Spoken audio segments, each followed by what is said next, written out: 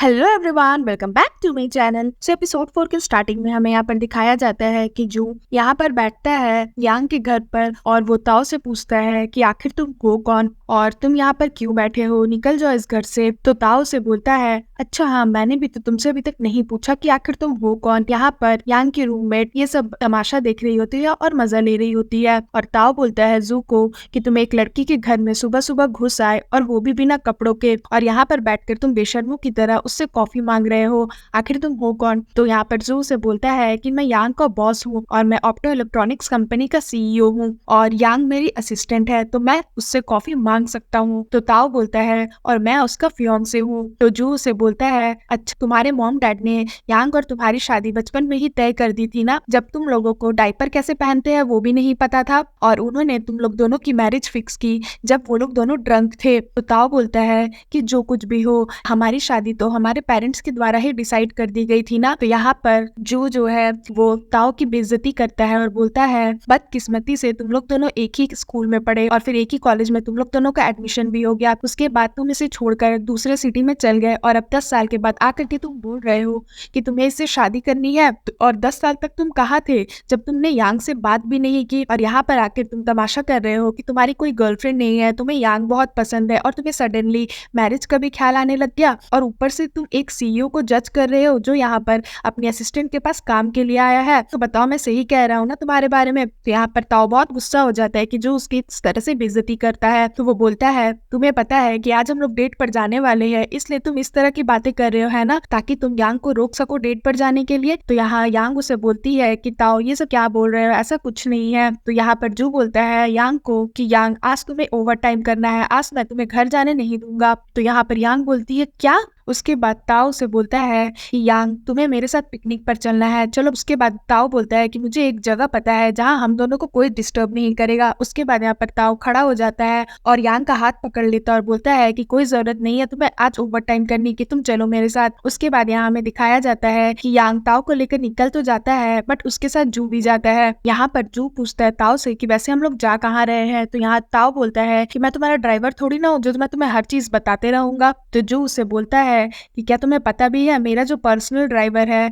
उसने एमबीए किया हुआ है, तो मेरे ड्राइवर के पास तो एटलीस्ट एमबीए डिग्री भी है। तुमने कहाँ तक पढ़ाई की है तुम ये बताओ ना, तुम ड्राइवर के प्रोफेशन को ऐसे नीचा नहीं दिखा सकते। उसके बाद जू बोलता है, वैसे तुम्हारी ड्राइविंग स्किल्स देखकर तो ऐसा लग रहा है जैसे तुमने ड्राइविंग के इंटरव्यू में पास नहीं की होगी। तो यहाँ पर यांग बोलती है, हाँ ये बात तो आपने सही की, और वो हंसने लगती है। ताओ से बोलता है कि यांग अब तुम इसकी साइड क्यों ले रही हो, एक बाहर का आदमी है। उसके बाद यहाँ पर जू बोलता है कि 1 मिनट कार रोको, मुझे वोमिटिंग हो रहा है। तो यहाँ पर ताओ बोलता है, मेरा कार न्यू है, इसमें वोमिटिंग मत करना। लेकिन तभी जू उसके ही कार में वोमिटिंग कर देता है। उसके बाद हमें सीन में दिखाया जाता है कि यहाँ पर तीनों पहुंचते हैं एक जंगल में जहाँ एक बूढ़ा आदमी रहता है जो उससे अंदर जाने के पैसे चार्ज करता है। तो यहाँ पर ताओ बोलता है कि क्या आप हमें फ्री में अंदर जाने नहीं दोगे, ये तो पब्लिक एरिया है, आप ऐसे पैसे कैसे चार्ज कर सकते हो। तो वो जो बूढ़ा रहता है वो बोलता है कि नहीं, आपको 5 युआन देने ही पड़ेंगे तभी आपको अंदर जाने मिलेगा। तो यहाँ पर यांग बोलती है जू से कि मिस्टर जू मैं ये पैसे दे दूंगी, आप मेरे ये पैसे रीइंबर्स कर देना। तो जू बोलता है ठीक है। तो उसके बाद यांग जाती है और वहां से स्कैन करके पैसा पे कर देती है उस बूढ़े को। यहाँ पर ताओ बोलता है कि अरे यांग तुम पैसे क्यों पे कर रही हो। उसके बाद वो बूढ़ा उन लोगों को अंदर जाने दे देता है। उसके बाद वो लोग जंगल में पहुंचते हैं। तो यांग बोलती है कि ये जगह तो बहुत अच्छी है। ताओ से बोलता है कि ये जगह अच्छी नहीं है, हम लोग दोनों साथ में आए हैं, ये मुझे ज्यादा अच्छा लग रहा है। तो जू बोलता है कि पता नहीं, मुझे ये जंगल थोड़ा सा अजीब लग रहा है। तो ताओ से बोलता है कि तुम नॉनसेंस बातें मत करो, एक तो तुम यहाँ पर थर्ड व्हील बनकर आ गए हो। उसके बाद यहाँ पर ताओ और यांग दोनों बैठे रहते हैं। तो यहाँ पर यांग बोलती है कि अरे मिस्टर जू कहाँ चले गए, क्या तुमने जू को देखा। तो ताओ बोलता है कि नहीं, मुझे नहीं पता कहाँ गया वो। तो यहाँ पर यांग थोड़ा सा टेंशन में आ जाती है जू को लेकर के कि आखिर इतने घने जंगलों में वो कहाँ चला गया। तो यहाँ पर ताओ से बोलता है कि चलो हम लोग जू को छोड़कर भाग जाते हैं, वैसे भी वो हम दोनों के बीच में थर्ड व्हील बनकर आया है। बट यांग जू को छोड़कर नहीं जा सकती क्योंकि उसे जू की कंडीशन पता है कि वो 6:30 बजे के बाद एक पिग में कन्वर्ट हो जाता है, तो वो उसे इतने घने जंगलों में नहीं छोड़ सकती। उसके बाद हमें सीन में दिखाया जाता है कि यहाँ पर जू पीछे से ताओ को डरा देता है। तो ताओ बोलता है कि आखिर तुम्हारा प्रॉब्लम क्या है, तुम चाहते क्या हो, तुमने मुझे डराया क्यों। तभी यहाँ पर जू के पास कुछ बच्चे आते हैं और उसे बोलते हैं कि सर क्या आप हमारी वीडियो बना दोगे। तो ताओ उन बच्चों के पास आता है और बोलता है कि ये सर से मत पूछो, लाओ मैं तुम लोग दोनों का वीडियो बना देता हूँ, ये तो एक थर्ड व्हील है। ऐसे करके ताओ जू को चढ़ाता है। यहाँ पर ताओ और जू दोनों एक दूसरे से जलते हैं। उसके बाद यहाँ पर ताओ उन बच्चों की वीडियो बना रहा होता है। तभी यहाँ पर यांग आती है और ताओ को डराने की कोशिश करती है और बोलती है कि अरे वो देखो दूर पहाड़ों में क्या तुम्हें एक आदमी दिखाई दे रहा है जो दो बूढ़े लोगों का फोटो ले रहा है। तो यहाँ पर ताओ बोलता है कि नहीं, मुझे तो कुछ भी नहीं दिखाई दे रहा है, किस आदमी की बात कर रही हो। और वो वीडियो को जूम कर कर देखता है तो यांग उसे बोलती है अरे देखो उस आदमी ने उन बूढ़ों को माउंटेन से नीचे धकेल दिया, अरे ये तो बहुत ज्यादा डेंजरस है। तो यहाँ पर ताओ बोलता है अरे तुम किसकी बात कर रही हो, मुझे कुछ दिखाई ही नहीं दे रहा है। उसके बाद यहाँ पर ताओ थोड़ा सा डर जाता है और वो यांग को बोलता है कि तुम क्या बोल रही हो, मुझे तुम डराओ मत। तो यांग बोलती है कि कहीं उस आदमी ने उन लोगों का मर्डर तो नहीं कर दिया, वैसे भी इतने घने जंगलों में अगर कोई किसी का मर्डर कर देगा तो बॉडी मिलना तो बहुत ज्यादा मुश्किल हो जाएगा। तो यांग की ये बातें सुनकर ताओ बहुत ज्यादा डर जाता है। उसके बाद वो यांग को बोलता है कि यांग एक काम करो,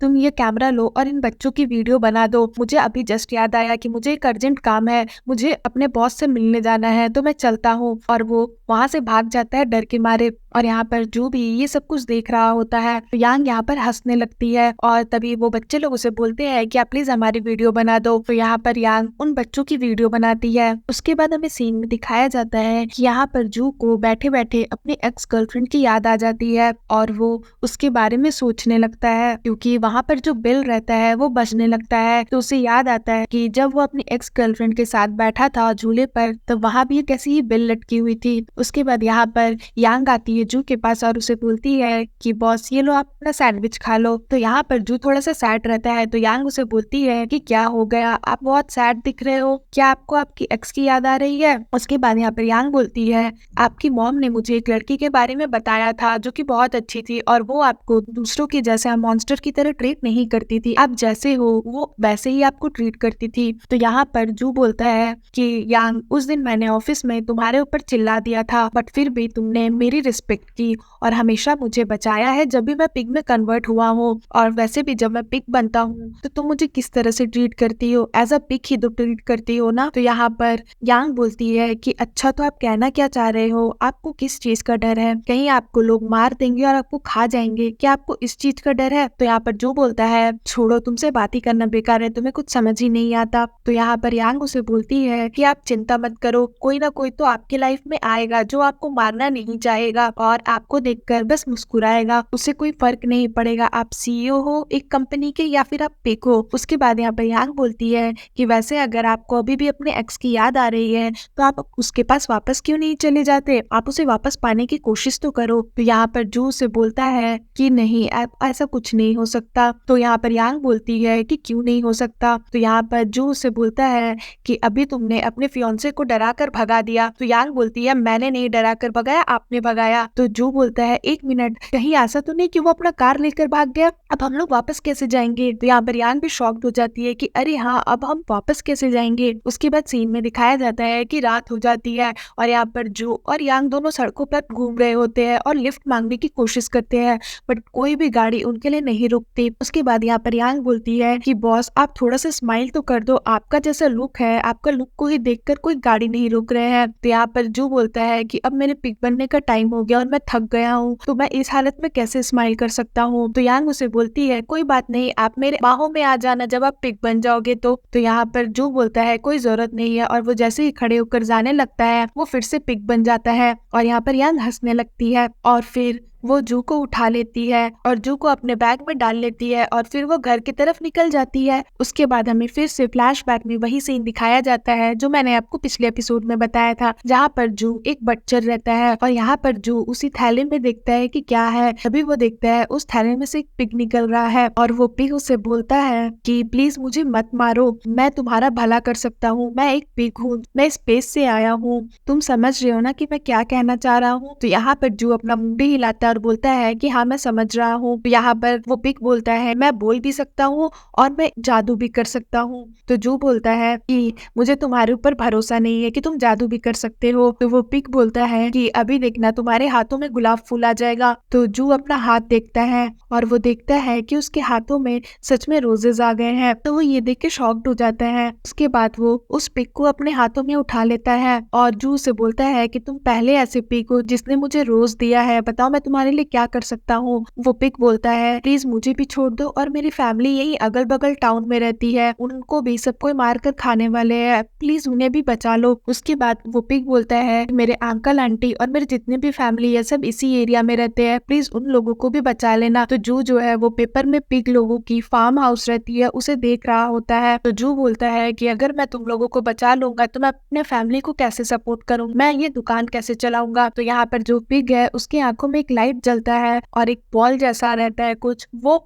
जू के सामने आता है और उसमें से थोड़ी सी लाइट निकलती है और फिर सीन यहाँ पर खत्म हो जाता है। सो फ्रेंड्स, अगर आपको मेरी ये वीडियो अच्छी लगी हो तो प्लीज मेरी वीडियो को लाइक करिएगा, मेरे चैनल को सब्सक्राइब करिएगा।